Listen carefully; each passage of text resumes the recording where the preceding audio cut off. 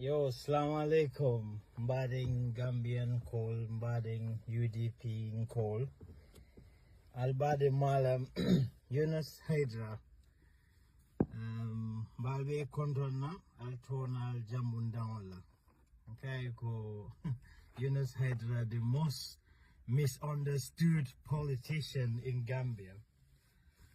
But you know, political over there. Now you got to do political much. So recently, I think from the Spanish Convention, I made a few statements online, and it has generated a mixed reaction, which I expected, because I think the objective of that narrative was simply to provoke an honest conversation around a subject that we are trying to avoid, but one day it has to be, the conversation there has to be had. But I'll come into all that in a bit. So I was gonna, because I like to keep myself accountable, because many people were saying different things about what I was saying. So in that regard, have an accountability for myself was to come on live. I wanted to come live on Facebook and then do a Q&A session where people can comment anything, questions about me or what I've said, and I can clarify, because I think from what I've said have been interpreted in different ways. Some people took bits of it and represent that to suit their own narrative and their own agenda. But in this era of misinformation, we should always endeavor to make clarification where misconceptions tend to appear. So that's what I'm here to do. Rather than doing a Q&A session, I would just, because I had a feeling that would just further inflame the conversation and bring some negativity to it. But I think I've gleaned certain misconceptions, so I can just address those in this. I don't know whether to call it a podcast. I think it's a podcast. I'll just say a few things here, and I indulge your attention, your kind attention, and to listen to me with an open mind. So Bismillah, So what can I say? Let me start it from where it is triggered. It was triggered in Spain. Coming off when I entered Spain to have a nice time with my party members, meet the party leader, and the party leader especially, because meeting him at that time was something that was very important to me, because just a few days before, he was subject to a very harsh and derogatory remarks by the president, which I found both very upsetting. The president saying, I can't remember the last time I cried, but that morning I cried because I had this trauma about it, because it created a mental picture in my mind in that morning, and I couldn't get that image from my mind. The image of lawyer Daboje, alama alliance Simaya Ninjara Kende, but the image that the message created in my mind was Lota Dabola Kaburo Kundo, Ngaje Lading ala Kasanke Kono, ala Kaburo Kon. I swear to God, this mental picture was so traumatizing for me. I called Dabo that morning, I prayed for him, I reached out to him, and so I looked forward to meeting Dabo in Spain, just because I was concerned about his well-being and his mental state. So I was looking forward to meeting Dabo, and those concerned, I found him to be of good spirit, and he didn't take that statement personally, and he was appreciative of the the moral support that he had from the party members, you know. So I was there for peace and everything, but the thing started to be inflamed with the speeches that I was hearing coming from people, and more importantly, on Sunday, the Fenko Menketa, we had a closed door meeting in which I wasn't scheduled to speak, but I was provoked to speak after many conversations that was had, and the conversation was mainly centered about the flag bearer issue. We were supposed to leave that till the right time, because that was the impression I had before I go to Spain, because that's what they told us. That's where when the time comes, everyone can put their application. But this particular event was used, but it was used in a way that wasn't democratic in the sense, because it was very safe. As long as you are showing loyalty to Dabo, as long as you are saying Dabo is our flag bearer, then the conversation is fine. Nobody sees nothing wrong with that. But if you say that something like I want a young Kuba to be Dabo, or I want Rohi Law to be, or Talib, that was like you are automatically seen as a divisive figure. And to me, that wasn't a democratic environment, if that's how we see it. You know, we have to listen to the party's acronyms and live up to those standards, because the party's acronym says United Democratic Party. But if we're just going to focus solely on unity, and anything that is said contrary to the popular narrative, that is a divisive message, then let's just remove the democratic part of it and just say UP, United Party. Let's keep it at that if that's what you want. But you cannot say Democratic Party and any divergence of views is shunned vehemently, and you are tagged as a divisive person, someone who is interested on dividing the party. That is ridiculous, to say the least. But that's just a little bit of a thing. So,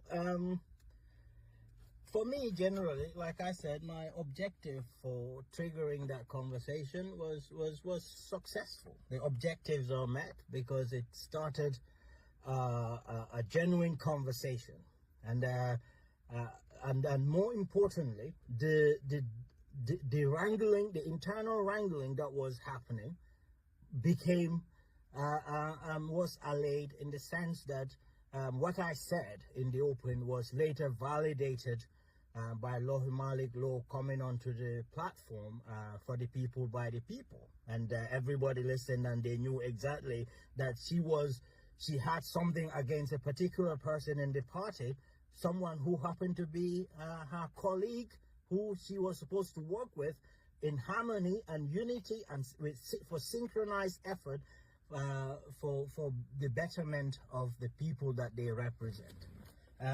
But we all heard what he was saying. But the reason why I said my objectives were met was that I listened to her interview in Atlanta. She was very, her tone was very comported, and her message was more reconciliatory. So I'm happy with that.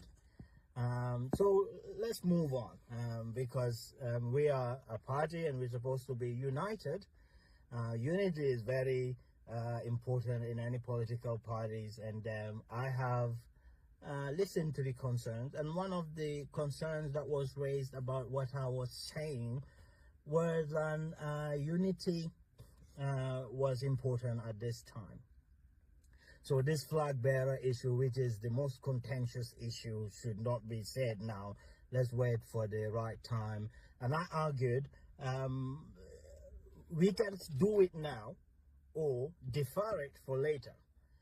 For me, strategically, it is more prudent to do it now, because if we do it now, there'll be fallout, there'll be chaos and all that, which is natural. It should happen, and it will happen in any political party who got to a certain stage like that. I understand the fact that we've never had this kind of conversation before, because many of over the years, Lawyer Dabo was like an automatic candidate to us. We cannot even imagine that having someone else putting their names forward.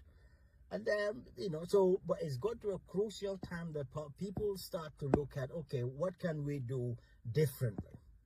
Because as Albert Einstein said, the true definition of insanity is to keep repeating the same approach, the same strategy, and looking for a different result.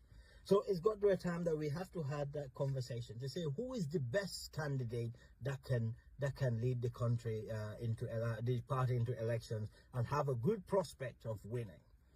So we will have this difficult conversation. It will happen, and it's natural. It's not specific to the UDP. So anybody's using this occasion to judge UDP as chaotic, because your party is not big enough as UDP. Your party is not important enough as UDP. That's why you are saying that. But any significant party that has good level of membership, committed membership, will have to go through these difficult times. But how we handle this difficult time is the most important, if you ask me, because if we do it now, all the fallouts can then be contained, and then we can regroup as one family and iron all our differences out and follow whoever the party chooses. Let's follow that person, start to concentrate on building the agenda that we will have for the country for 2026. So if you ask me, strategically, now is the best time. If we do it later, closer to the elections, then the stakes will be much higher, and people will be the chaos. We may not have time to reunite the party to the elections if we do it closer to elections, because chaos will happen regardless of what time we do it. But like I said, I am just one person. I cannot impose my views or my ideas to say by force this is how we do it. It's a democratic party. I am entitled to my opinion, and I would give my opinion, my most honest opinion on the issue. So, but secondly, people are, the misconception, whether intentionally or unintentionally, people are presenting my message and interpreting it differently to other people and making them, because I understand people are more receptive to getting like just a bit of the whole thing and just run with that. So they say Yunus is all about Talib. Yunus is related to Talib, and Yunus is in UDP because he wants Talib to run. If anybody else comes, he will leave UDP. He's not a genuine UDP. That is ridiculous stupidity that people are saying. That's crazy. It's my democratic right to say who I mean. It's not my fault that I am related to Talib.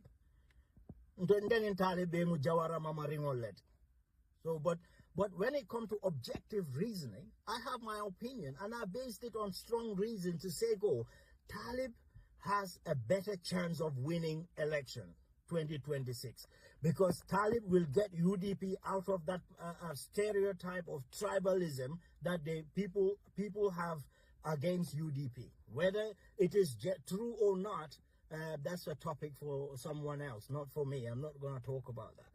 But we can, Talib has the potential to bring a lot of outside voters. And you cannot dismiss the fact that Talib has comported himself extremely well throughout his time in public office. He was focused. You will never hear these petty things from him. This petty attack, this conversation, that nonsense. You never heard from he was focused on his job, and he goes and he comes out to the public to report to the public about things that he's doing and the results that he is showing. And that would earn him trust.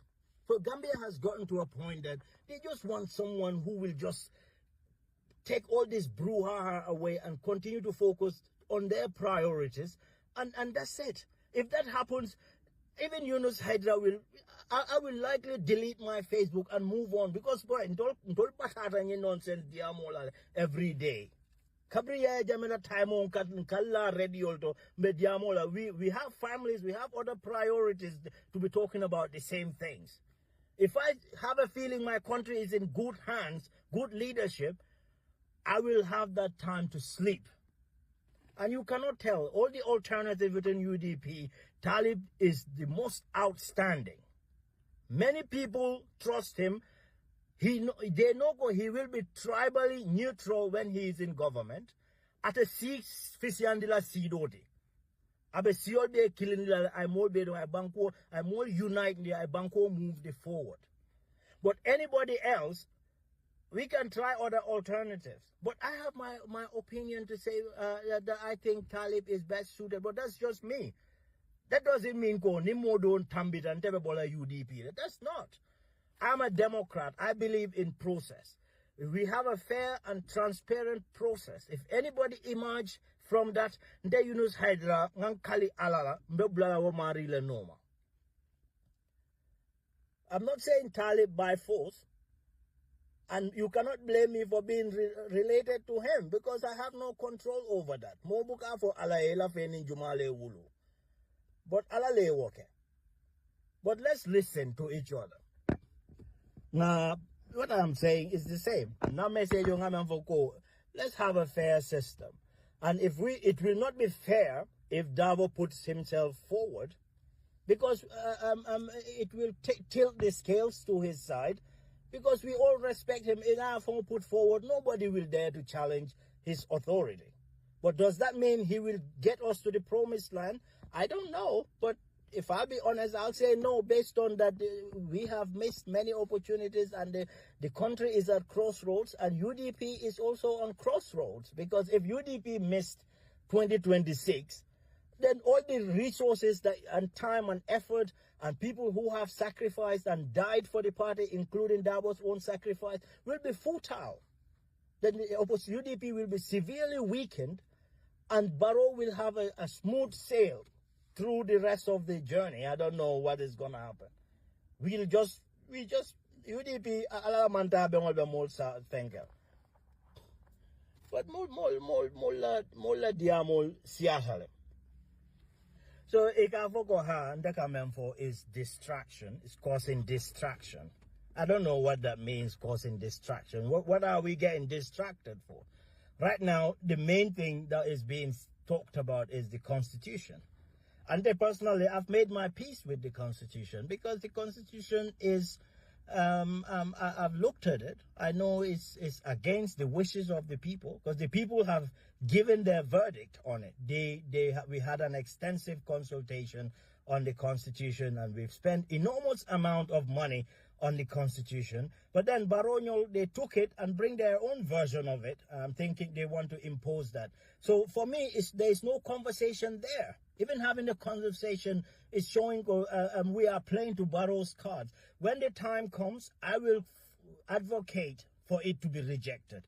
I will call MPs, I will have rational, give them my reasons for them to reject the Constitution, because it is not in line with what the people want. If Baronial want to be serious, let them bring the 2020 Constitution, and we will all be on the same page. For me, that retroactive clause that we are talking about, I don't care about it much, because Barrow has already done his 2 terms, and if we bring the retroactive Constitution, Barrow it can just delay the referendum to happen in after 2026. Then if he wins, he still have his 20 years in president. He can have that. So, but I can compromise on that. Let them bring what the people want. I'll advocate for it. But there's nothing to advocate here. So, but if we want to change all this ridiculous thing that is being happening by the government, we have to show that we have to be serious ourselves. We have to show the people that we are serious and we mean business. So that means we start from ourselves. You know? Hold on 1 minute.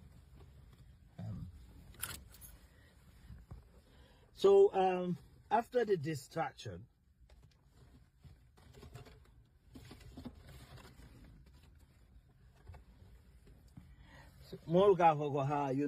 distraction every time he is bringing new things that are controversial and tainting the UDP and stuff. Like the other day, I talked about the financial reports. You see, I'm not blaming the UDP of have any financial mismanagement. I don't have, I don't think other parties are doing that. The the party's audited report should be published on the party's website. There's nothing wrong with that, because donors, majority of donors will have access to it, because majority of UDP donors are residing outside the country. We cannot go to the bureaus and look at these documents. But if you put the document on the party's website, you are showing people, you are a responsible person with their money. And when you become in government, you will be responsible with their money. You will be transparent. If you put Nintanga 500 pounds the UDP, but I went on the website and see audited report and see how that 500 was spent, I'll be more engaged to give even more. The next LFN I can give 1,000, because I'll give my money and go and sit down and sleep, thinking that yes, everything is done. The party will be responsible with my finances, and they will put it into good use. But it's not accusing UDP of any fraud or wrongdoing, because I don't see any party doing that. Not PDOIS, no APRC, no NPP. But this is the issue with UDP. We have to set a much better standard. Because if we cannot distinguish ourselves from others, then what's the point of us looking to be in government? If we are all the same, let others if anybody goes in, whichever party goes into government, that's it, because we'll do the same thing. But we have to have better standards. We have to always strive to be the best standard for the Gambian people. And that way people will trust us. And they will have no issues to put on in government. So I kind of, model Kafokoha, you have to say these things internally. When you have suggestions like this or any ideas, do it internally. But just the other day, I was removed from the a platform where I was, the media team. Because if I was there, I would have raised this issue in that platform. But you cannot tell me, you will expel me for voicing my democratic right, and then tell me why I did not say this inside. How ridiculous is that? You don't value my talent or the quality of my contribution within the party. You think me voicing out my democratic right is more damaging than the bright ideas that I could give inside. That is your own flawed judgment. So that's fine. I don't make this thing an issue. I'm a Democrat. Because the majority agreed I should be removed, I removed. When I saw that the majority decided that I should be removed, I respect that decision. That's why I removed myself. I didn't even wait to be removed. I removed, because that's how I am. I am a Democrat. Whether I disagreed with your judgment, that doesn't matter. As long as I know this is what the majority has said. But like I said in that group, whether you am expelled from a group or I'm expelled from the UDP, there's one thing that you could not take from me, because nakumakang, I will say the same things. I have my Facebook, Mark Zuckerberg Yadinala Konga Diamuje. That's my only voice. I will voice my statements, my messages in this platform. If UDP wants it, they take it. But they have deprived me the privilege and the opportunity to be part of the internal system where I can influence stuff. So anything that I say, for UDP, it will be taken from the public side. And you can absorb it there and then try and develop it and implement it. But that's how it's gonna be, I'm afraid, because that's what you guys have decided. Right. I've noted some points on a paper here, but I've kind of lost the paper. So, just as for a summary, I'm not here to divide the party. I love the UDP. The UDP has always been a part of my life since childhood. Lawyer Dabo, I love and respect. He's been an iconic figure to me since I was young. I was running after his convoys as a child in Brikama, And you know, for human mind, it works like that. If you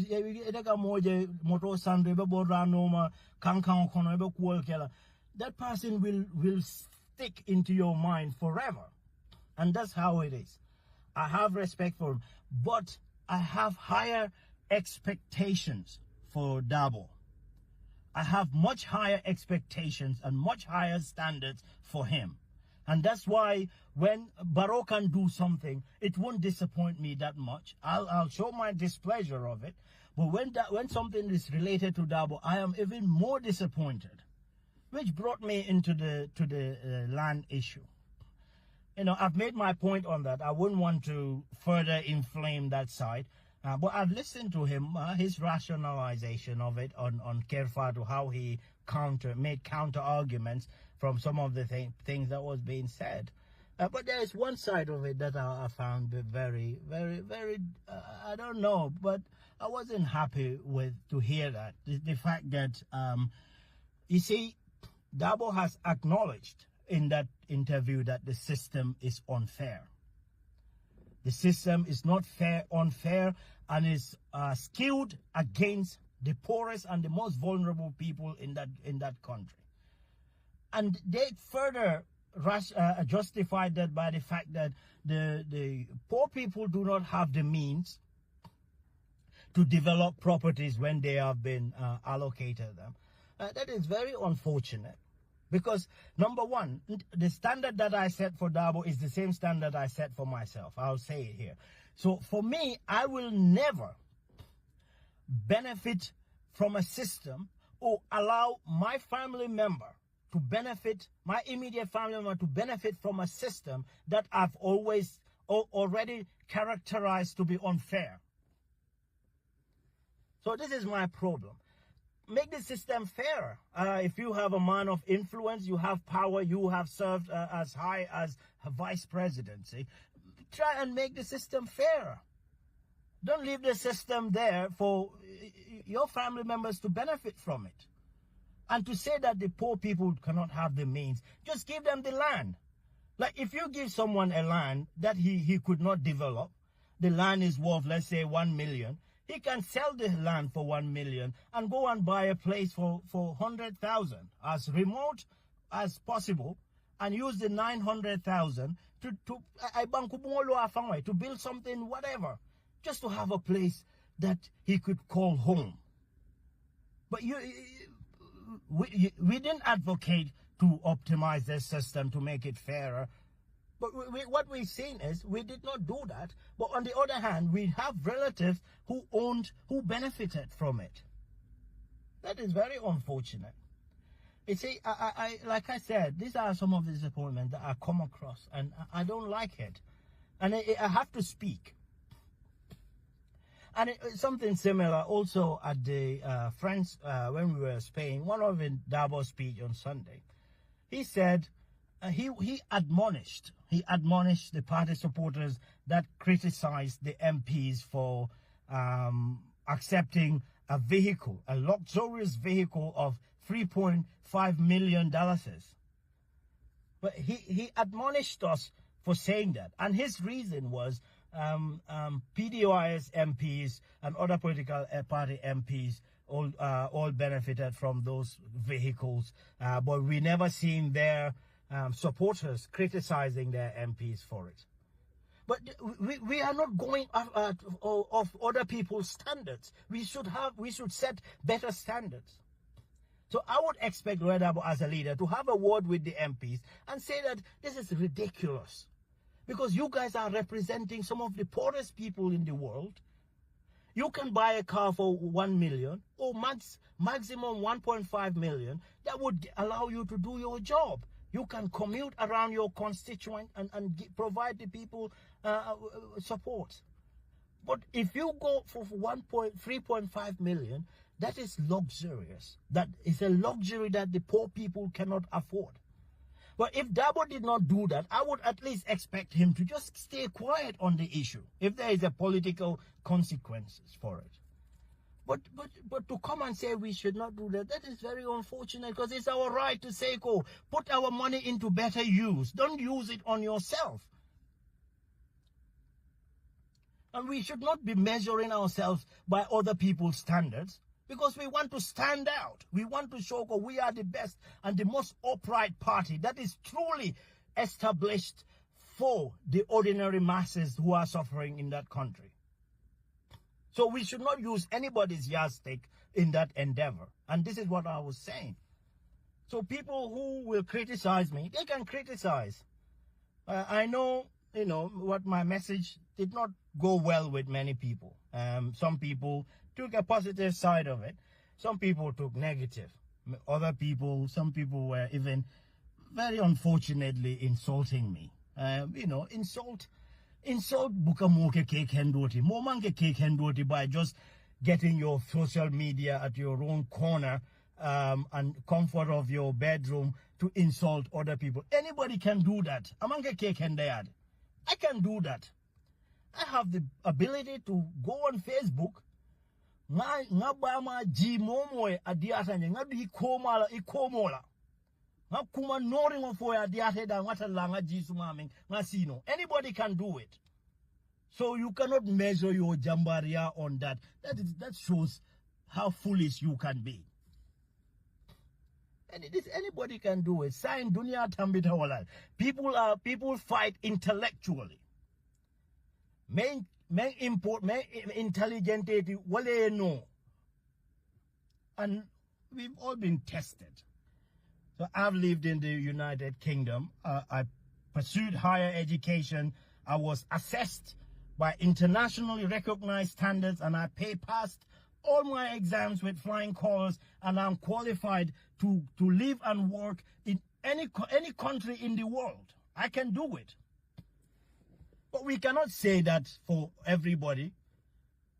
If you are insulting people on social media, you are just showing yourself how poor was your upbringing, how unsuitable you are at every measure of human decency. So ila jambari hatende nyabola. If you went abroad, US, you stayed there for donkey years, and you could not produce a single certificate to your name to show kongain certificate or achieve, whether it's a diploma or what. So you stand in your own failure and just projecting that this FEMCO to someone else.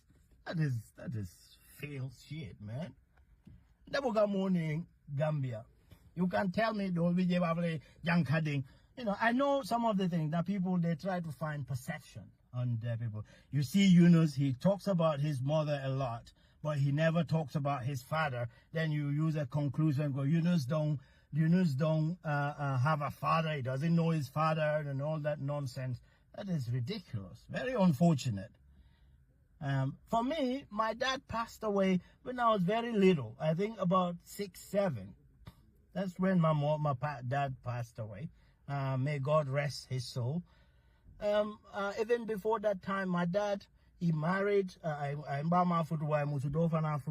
So he's between that two countries, and he has businesses in Mauritania and have businesses in Gambia. So he was busy traveling, and especially in those years, transportation networks were very poor.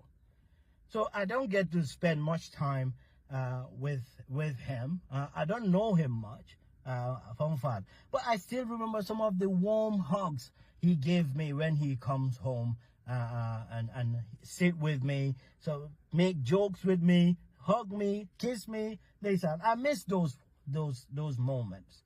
But alala kitita wala ko abanale janing ndebe dunia fonjela.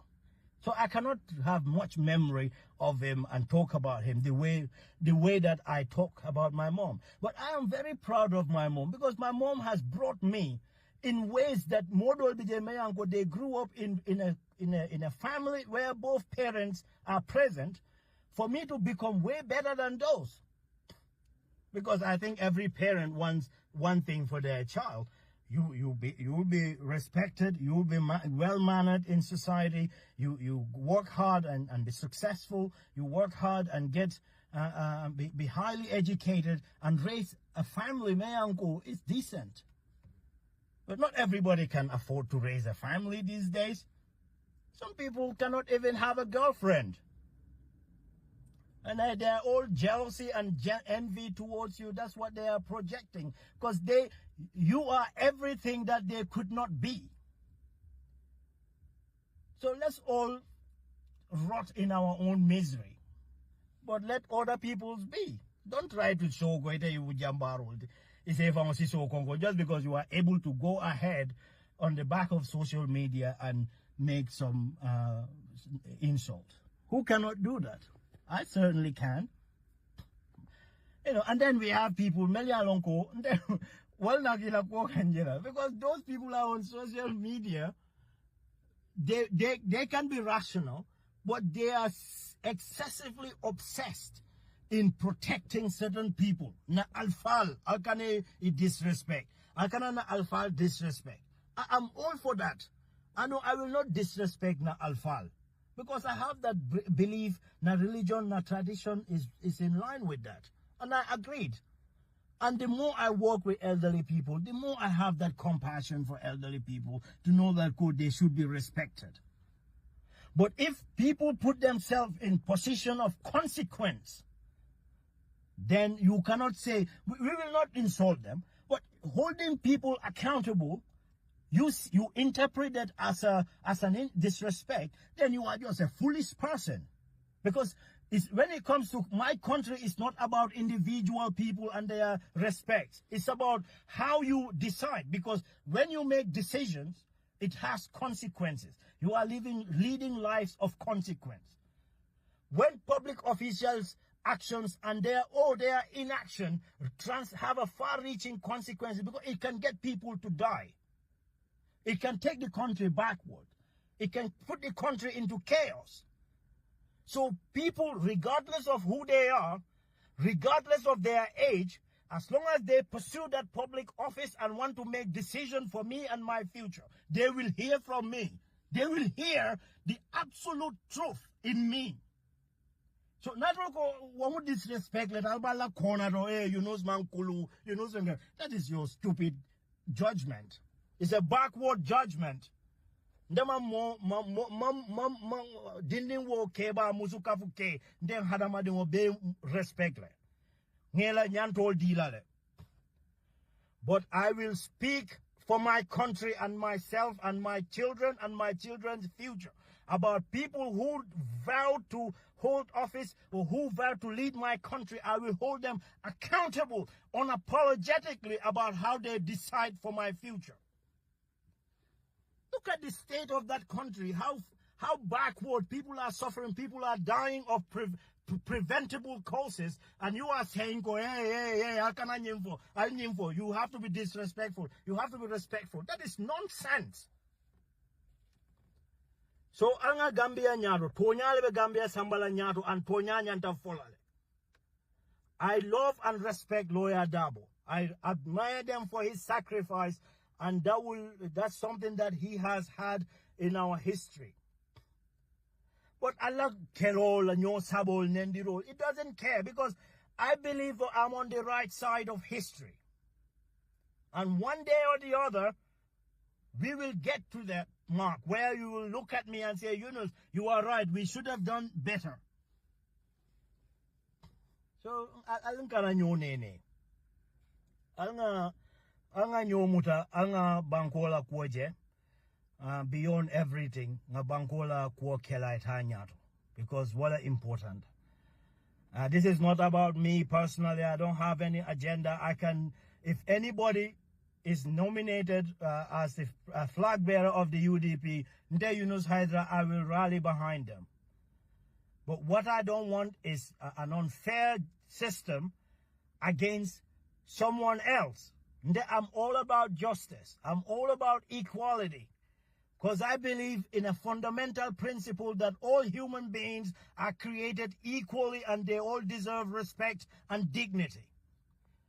So you cannot go after someone else and block his opportunity simply because he's not a certain tribe, or he's not a certain Fenko, or he's from a certain region of the country. That is ridiculous. That's not the type of Gambia that we want. We want a Gambia where all It's all our children, all our citizens have equal shot in life, have equal opportunity in life. Every Gambian citizen has the right to live, to realize their full potential in that country. So don't tell me bullshit. Stafura, I'll have emotional height I don't want it. But I'm going to sabari sometimes. From now on, I've made my peace with this whole issue. Let's go with what people want and see how far that will get us. So na kaitin no filter mbula points will jot down man that I want to talk about. So I don't know if I've missed on anything, but I think I'm quite satisfied with what I've said so far. So I'll just leave it at that. Ala baraka alama banko sola yiriwala anin tenkungo alama UDP la yiriwala fala kila horomoto alama Cairo e sabate banko kang banko dingol mobe nyatota soto inshallah ala baraka alama tilo diar.